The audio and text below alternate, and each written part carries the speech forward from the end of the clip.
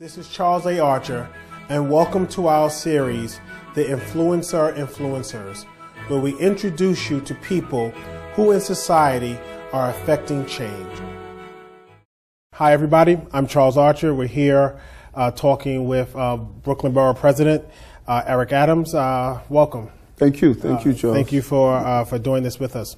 I guess I'll jump right into it. This is Black History Month. And as the first African-American borough president for Brooklyn, which really, means a lot to me and a lot of other people, how has that experience been for you?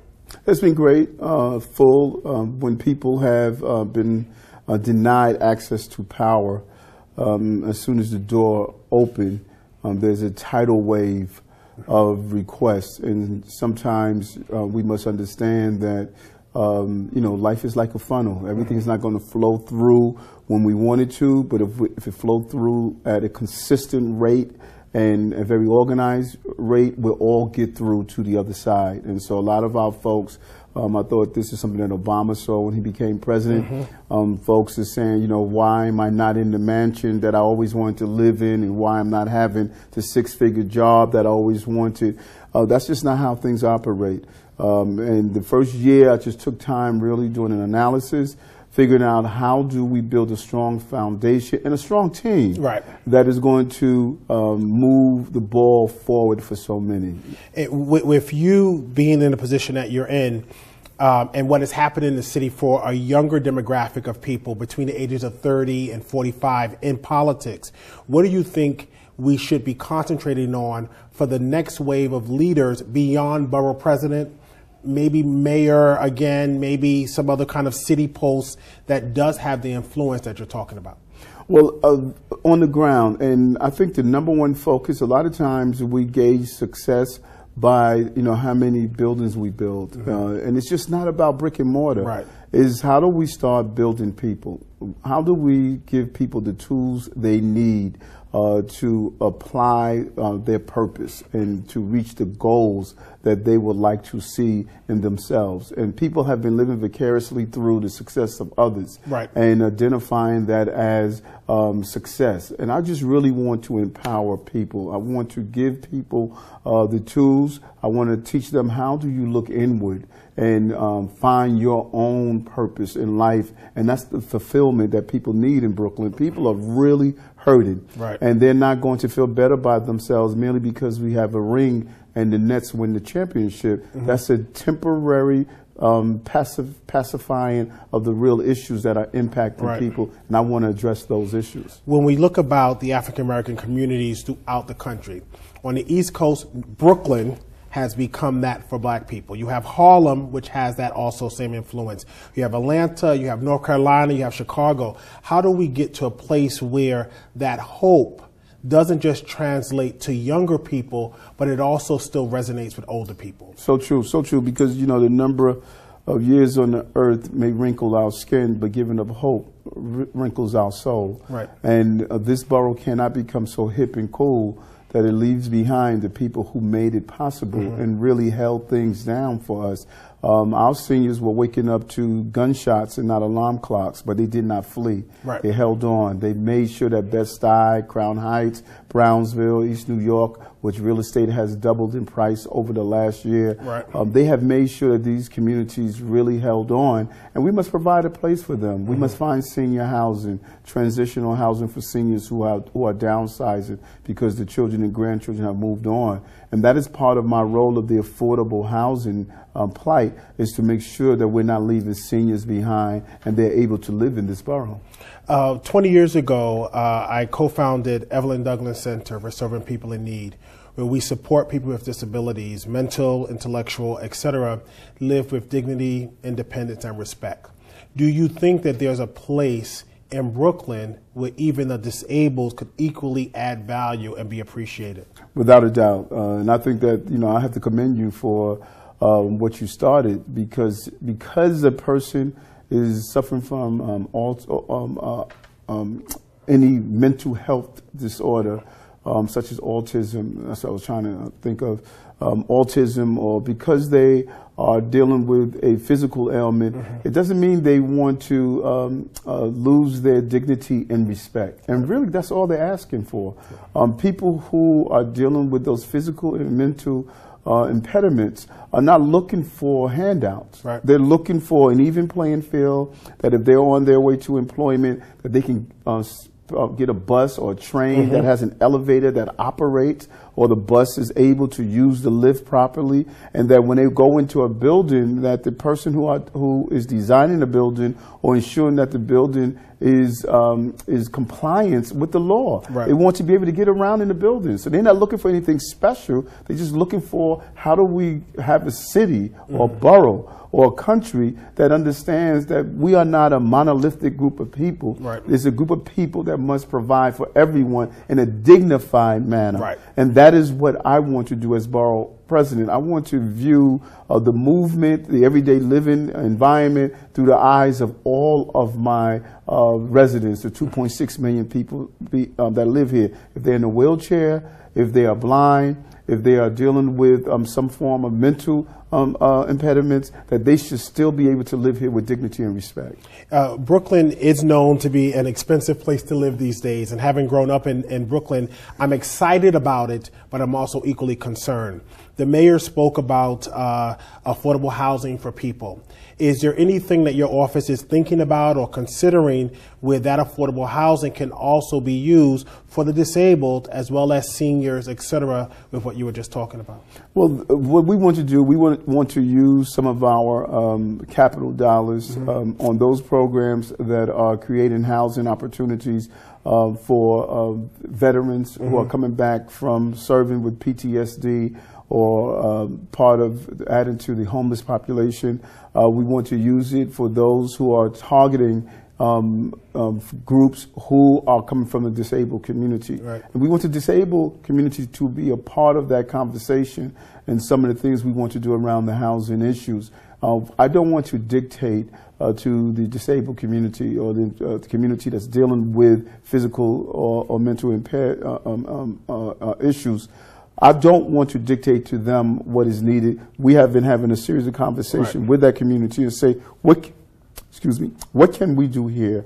How do we utilize the resources we have, which is not a lot, but how do we hit the target with the minimum amount of resources that we have? I can say that, EDC Spin is definitely a supporter of what you are doing. This office has always supported the disabled community, and I'm really glad to hear that you're continuing that.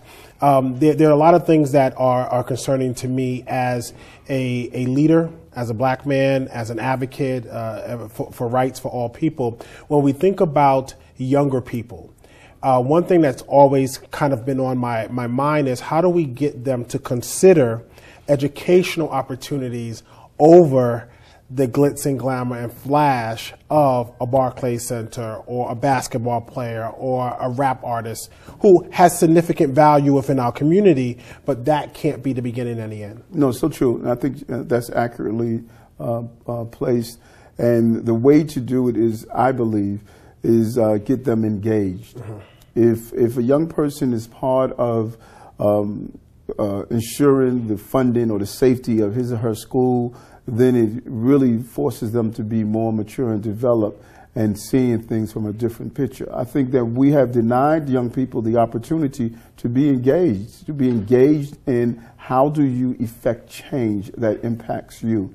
Having them engage in politics, having them engage in anti-violence. I was so proud to see young people take the streets and march for police-related issues. Yeah. These were the grandchildren of the civil rights marchers, and now these children were out in the streets. If you're marching for civil rights and proper police practices, then you're not going to be slinging drugs on the corner, or you're not going to be harming someone, because you engage in change. Right. And when you allow young people to be engaged in change, then they see that they must use their constructive and positive energy to do something that's positive. And they move away from some of those material things that are attractive and appealing, and they focus more on a more substantive outreach. And sometimes young people start out when they engage in change. They may start out not knowing and realize that, hey, to better my tools, I want to go back and get that associate's degree.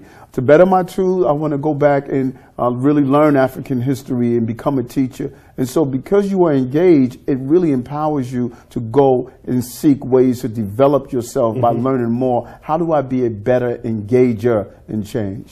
And I'm glad you brought it up, as a former prosecutor and you as an officer and a sergeant, lieutenant and captain, with all of the things that your voice has added to that discussion, we have a different perspective and maybe a closer perspective on the good cops and bad cops and inappropriateness and the greatness of that job that is really needed within society. How do we engage in a conversation that is honest? And when I say honest, there are things that we don't want to talk about, but probably would make that discussion easier if we were willing to. What are your thoughts around what we should be doing? And I love that, and I think that you and I both come from a different perspective. Being a prosecutor, you have sat in rooms where you've seen and witnessed some of the horrific crimes that have been impacted on victims. Right. And you know that a mother doesn't feel any consolation if a child was shot by a person with blue jeans or a person in a blue uniform. Right. And the issue of violence on a person is a real issue.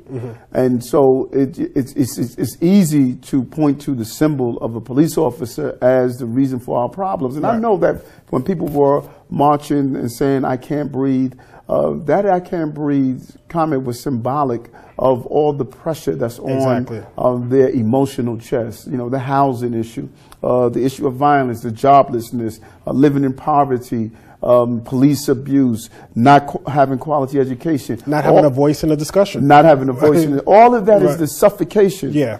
And so what we must do, we must not allow ourselves to be pulled by those who believe police and government can't do any wrong. And then those on the other end of the spectrum who believe that we don't need public safety, we don't need police officers, and we don't need government. We must be the adult in the room in the middle to understand there's righteous concerns on both sides of the issues.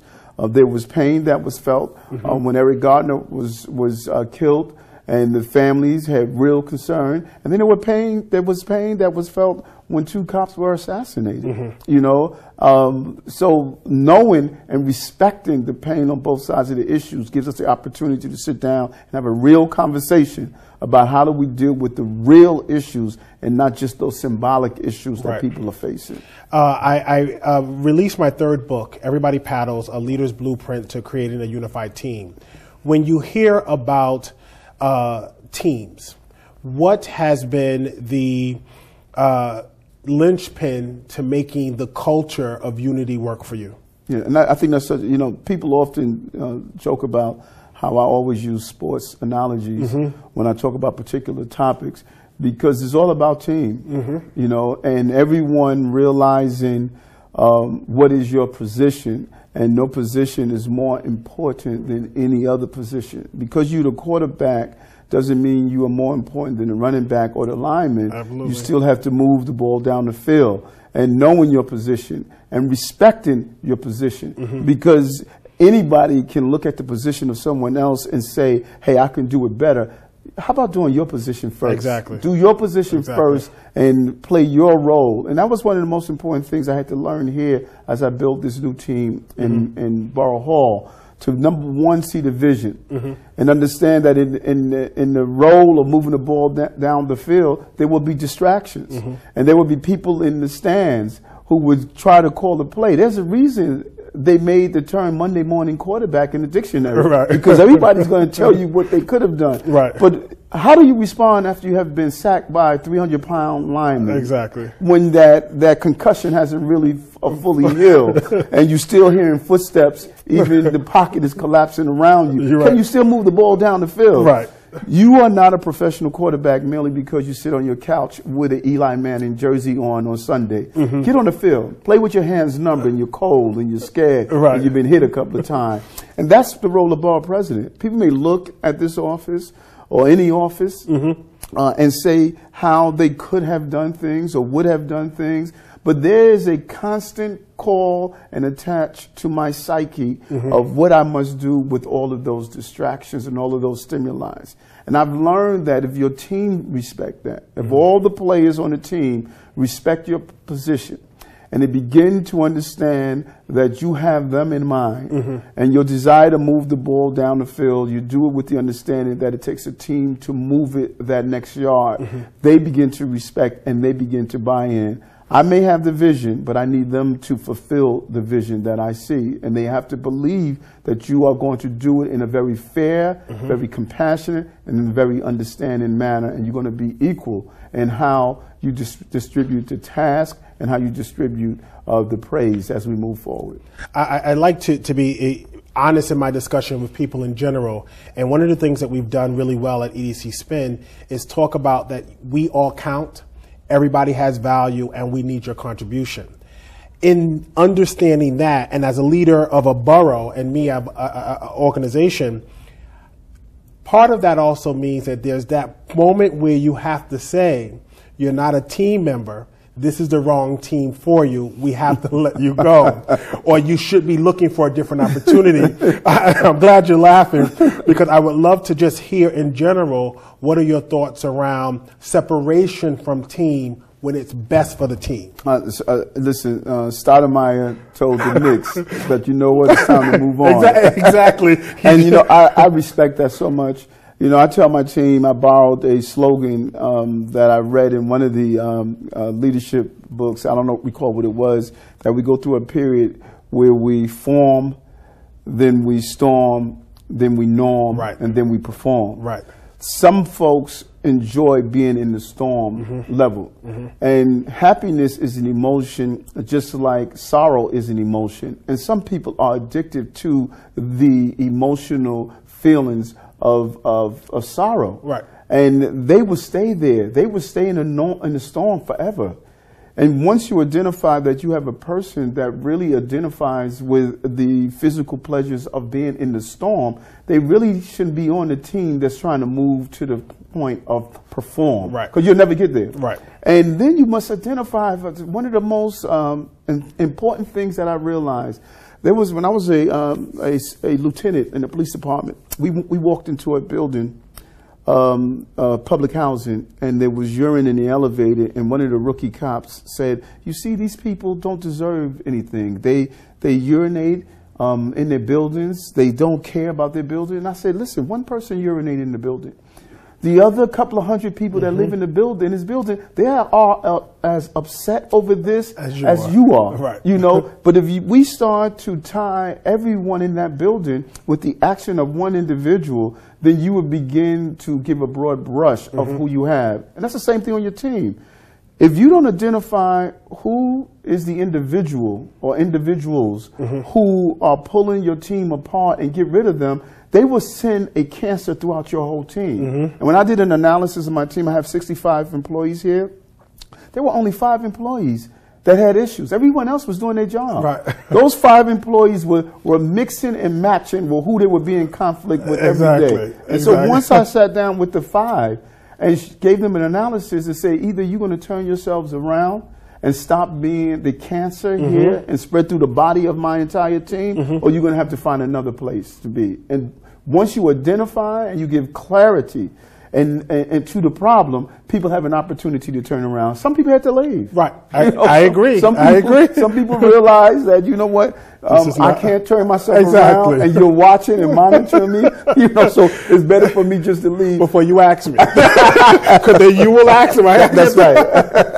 I had the opportunity this week, was obviously the All-Star, NBA All-Star, and I had the opportunity to go to the Retired Players Association, and there was a panel discussion about street basketball. And I bring that up for this reason. Majority of players have some roots to Brooklyn, and majority of them have roots to housing projects in Brooklyn. We lived, me and my family, or my parents and the kids, we lived in Red Hook projects for a period of time. There are people who come out of Fort Greene projects and other projects. How do you, as borough president, take that level of energy or that level of achievement and leverage it, particularly to give people hope when they see things that make them hopeless. That's so true. And that was my conversation with the NBA, and I have to commend them on embracing my mindset. Right. You know, I didn't go to any of the games. I didn't go to any of the activities. And my conversation with the NBA was that my people need more than tickets to the game. They need these players to come back into the community and have a conversation about achieving, about moving forward, what it takes, the discipline. We look at these players on the court playing and don't realize what it takes to be a professional player, the amount of discipline. And that same discipline is what is needed to move through life. Right. These are not easy achievements. And so I think that it's important for folks to see people like you, to come back into Red Hook and state the only difference between a condominium and a project is the attitude. And I must tell you, the apartments in Red Hook projects were really nice. Right. You know, when you think about what's being built now. Exactly. There's some really nice apartments. No, it's so true. That's why they're trying to displace a lot of folks, you know. And so I think that, you know, we owe it to the communities that we evolved from to be a constant reminder of the possibilities. And I have to take my hat off to some of the players who have contributed, continued to do that. Building basketball courts, having foundations that give back to the inner city, showing their presence, and allowing young people to see them not only on TV, but to see them on their block. And that makes a great deal of difference. Absolutely. Two last questions. One, the brand of Brooklyn is a brand that is so international that when I travel the world and tell people I'm from Brooklyn, there's this excitement. How do we bring international tourism, not to Manhattan, but to Brooklyn, where the brand is equally as big as New York City?